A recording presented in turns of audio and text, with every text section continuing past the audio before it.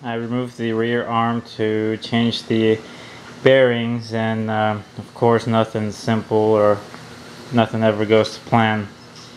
I discovered that whenever I removed the differential, there was a lot of motor oil in there. So at first I thought maybe the guy that had it before me was dumb enough to put motor oil in the differential instead of gear oil. So after inspecting it a little further, came to the conclusion that maybe the rear seal, which is right there, was leaking. So I removed it, and it does leak a little bit. I cleaned all the oil, which my shop's a mess now and it's really bothering me, but what I'm gonna do now, I'm glad I caught it now than later, is since I had it all apart, might as well change that seal. I already bought it locally. I happen to have one, so I'm gonna go ahead and do that. And this is from this morning. It's leaking pretty bad, so I need to replace that. Eventually it's gonna mess something up, so let's do it now and take care of it, and the new owners won't have that problem anymore.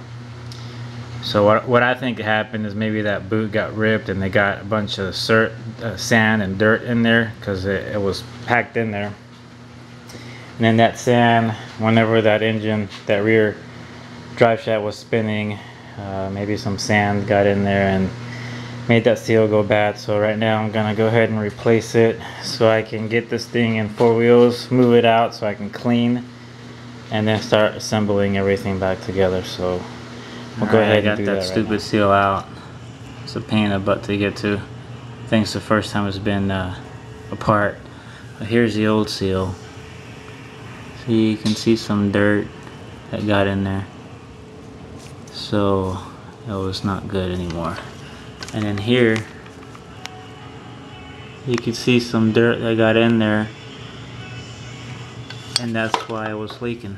So I'm gonna go ahead and clean it up, put the new seal, put it back together, and finish with the back. Okay, I got the brakes done somewhat.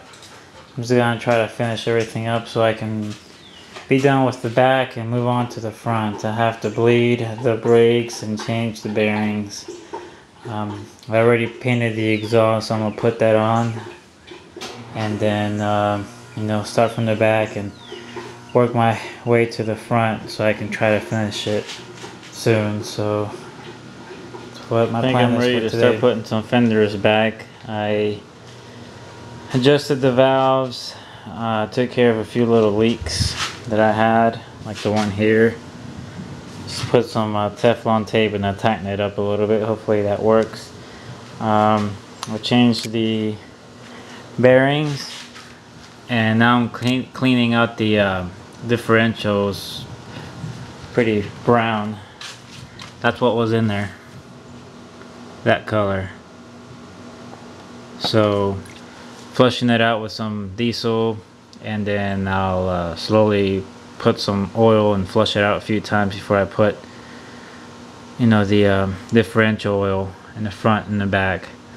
Other than that, I'm reinstalled the carb, cleaned it, I changed my choke cable, and I'm trying to bleed the brakes, but this stupid screw is rusted shut, so I think I'm gonna have to drill it out.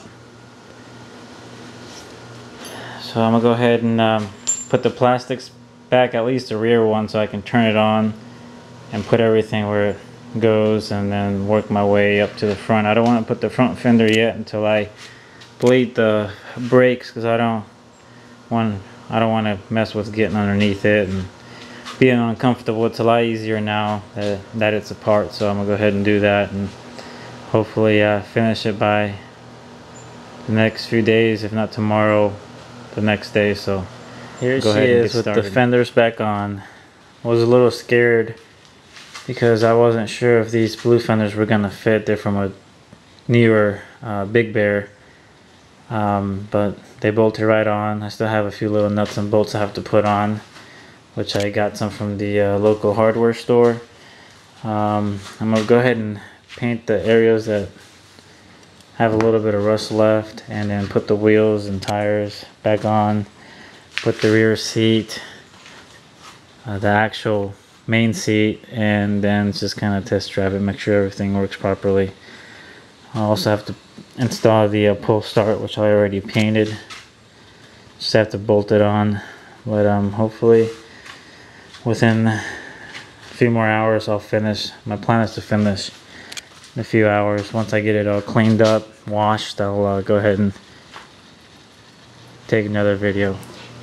I get it all put back together, most of it, and turned it on, took it for, you know, a little spin around the house, and noticed it started to smoke. It didn't do this before. Well, I didn't really write it, so I'm gonna go ahead and take the top end off. I'm pretty sure the rings are worn. It's pretty old, so I was actually surprised that it didn't smoke when I first turned it on, so I'm gonna go ahead and do that. I'm trying to take out the head.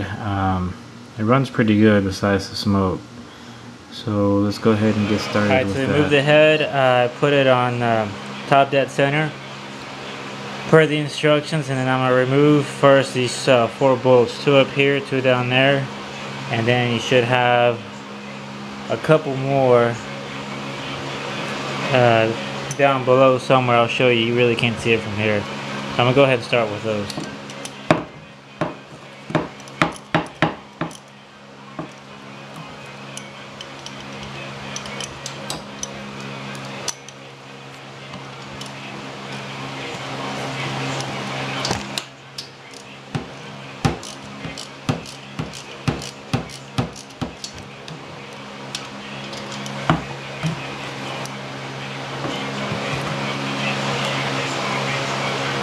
Now that we got those 4 bolts removed, we remove this side cover here, which goes right there.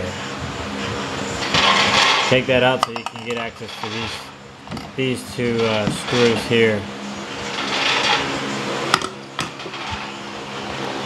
Now that you undid these 2 bolts, you undo this one and take the cam chain out, and then you tie it with like a string or piece of wire so the chain doesn't fall through, and then you should be able to remove the top part of the head. Also make sure you remove the exhaust. It has 2 screws. If it's really rusted like mine, it'll probably break off, so try not to do that. If so, you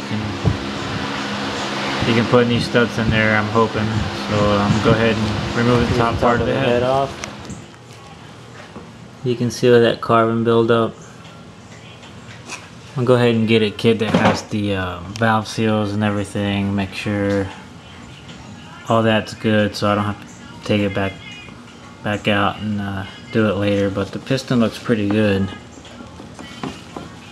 It's not that dirty. Just make sure you make a mental note the arrow goes towards the exhaust.